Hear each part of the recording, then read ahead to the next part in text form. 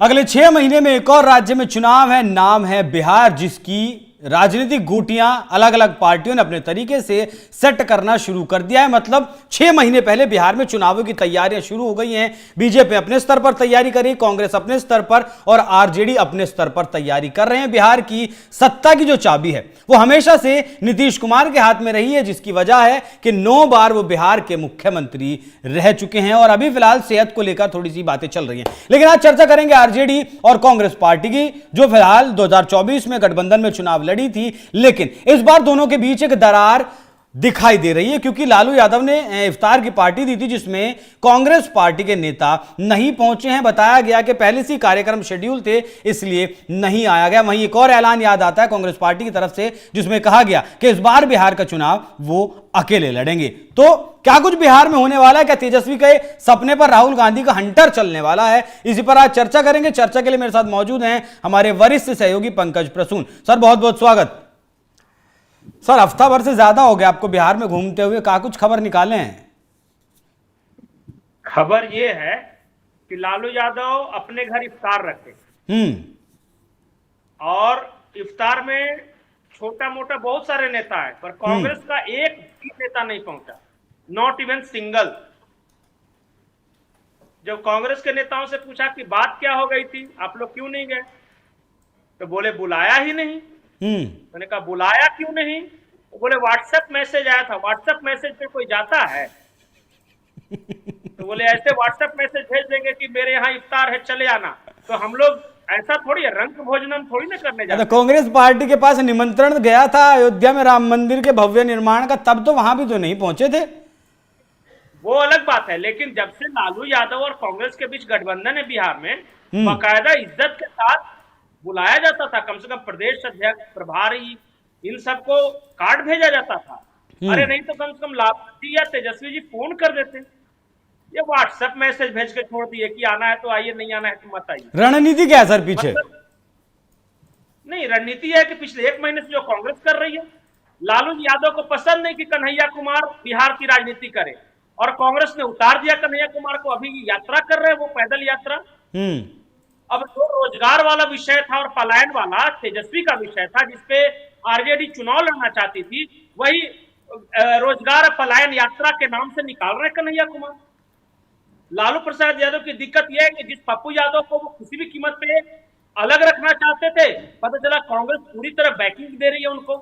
और आरजेडी का तो यह भी मानना है कि लोकसभा चुनाव में जो पप्पू यादव निर्दलीय जीते हैं, दरअसल वो निर्दलीय नहीं जीते हैं, कांग्रेस का पीछे से समर्थन था उनको।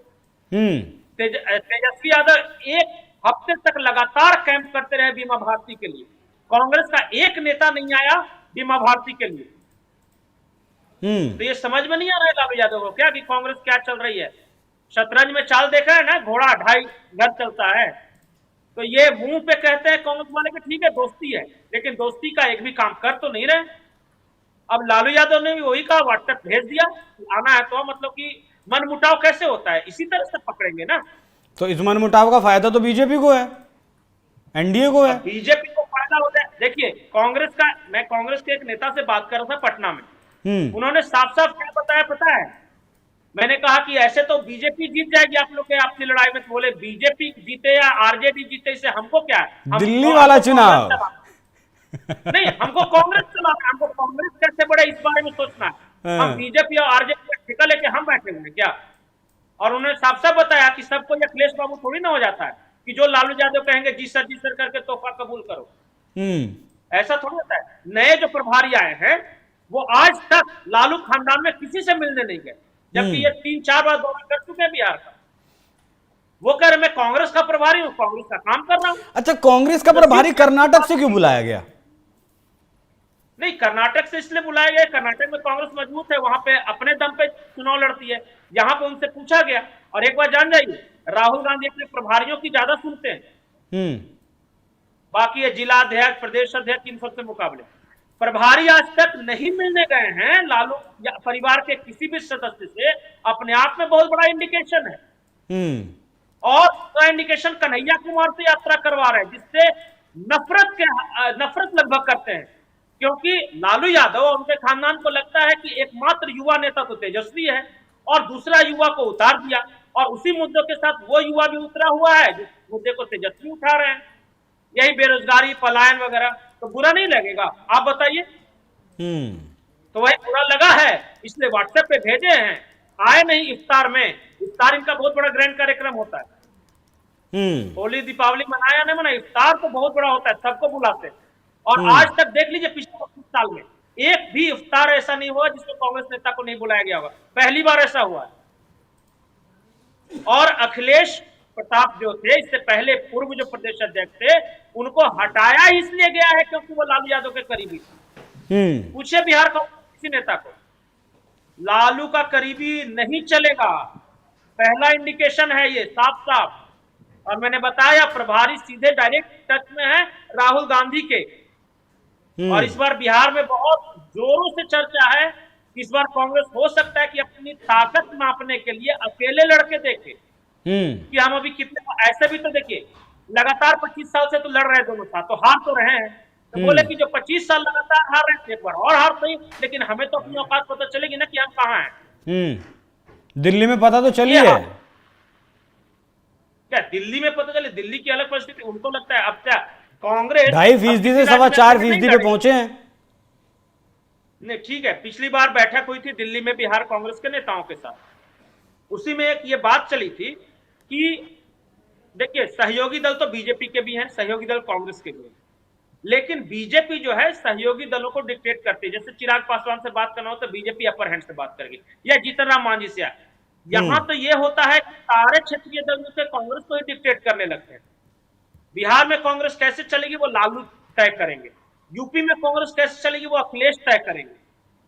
और वो तो अच्छा है कि बंगाल में ममता के साथ नहीं है, नहीं तो बंगाल में कांग्रेस कैसे चलेगी ये ममता तय करती। तो ऐसे सहयोगी थोड़ी बनाया जाता है कि जहां गए वहां बिल्कुल सरेंडर। तो इसलिए बोला ये कृष्णा लवरू जो प्रभारी हैं, इसलिए उन्होंने कहा था कि इस बार हम बी टीम नहीं ए टीम बनकर लड़ेंगे। उसका मैसेज वही था कि हमारे अनुसार चलना पड़ेगा आरजेडी को, आरजेडी के अनुसार कांग्रेस नहीं चलेगी। और इसलिए ये सारा हो रहा है, एक एक करके आप देख रहे हैं, अभी तो देखते रहिए। और बहुत सारे लोग ऐसे मजाक में कह रहे थे कि जब से लालू यादव तेजस्वी यादव को मटन बनाकर खिलाए हैं सावन में, तब से दूर हो गए हैं। राहुल गांधी को खिलाया था लालू जी ने बनाकर, और उसी वक्त से ये खटपट लगता है मटन बढ़िया नहीं बना था, यही बहुत सारे लोग बता रहे थे। ठीक है सर, और नाराज है राहुल गांधी उसी वक्त से। ठीक है सर, बहुत धन्यवाद। आप लगातार बिहार का भ्रमण कर रहे हैं, करते रहिएगा। चुनाव तक आपका भी एक अपना हम देखेंगे विश्लेषण कैसे क्या कुछ होता है बिहार के चुनाव में। लेकिन कांग्रेस पार्टी और लालू यादव की पार्टी में अगर ये लड़ाई होती है और ये जो तकरार की खाई है और ज्यादा बढ़ती है, इसका सीधा सीधा फायदा एनडीए को होगा, क्योंकि कांग्रेस के पास भी वही मुस्लिम वोट बैंक है जो लालू यादव के पास है। वहीं आपका जी आखिरी बात, ये जरूरी नहीं कि कांग्रेस अलग लड़े तो उसका फायदा बीजेपी को होगा। अगर मुस्लिम वोट कांग्रेस खींचती है तो उसका नुकसान भले आरजेडी को होगा, लेकिन सवर्ण वोट भी कांग्रेस की तरफ जाएंगे, चाहे एक हिस्सा जितना बड़ा जाए। जितना बड़ा हिस्सा मुस्लिम का आएगा उतना बड़ा हिस्सा इस। अरे सर, जनसुराज वाले भी तो लेंगे कुछ या नहीं लेंगे? जी, जनसुराज वाले भी तो कुछ लेंगे। अब जिसका भी ले, लेकिन कांग्रेस अगर अकेले लड़ेगी तो ऐसा नहीं बोलेगी कि सिर्फ आरजेडी को घाटा होगा। बीजेपी का भी एक तो सवर्ण वोटर है, वो भी एक तबका जा सकता है, कौन जानता है। हो सकता है कि मुसलमान ना है। मतलब चुनाव दिलचस्प होने वाला है बिहार का। बिहार का चुनाव दिलचस्प होने वाला है। एक तरफ एनडीए और दूसरी तरफ जो महागठबंधन था वो महागठबंधन ना हो कि आरजेडी प्लस कांग्रेस पार्टी लड़ सकते हैं। प्रशांत किशोर भी इस बार चुनाव लड़ रहे हैं, वो भी एक बड़ा फैक्टर साबित हो सकते हैं। तो आने वाले दिनों में देखना होगा कि तेजस्वी, माफ कीजिएगा, लालू और राहुल के बीच ये जो तकरार है वो किस तरफ जाती है। पंकज जी बहुत बहुत धन्यवाद आपका। दर्शकों, आपको चर्चा कैसी लगी कमेंट कर जरूर बताइएगा। नमस्कार।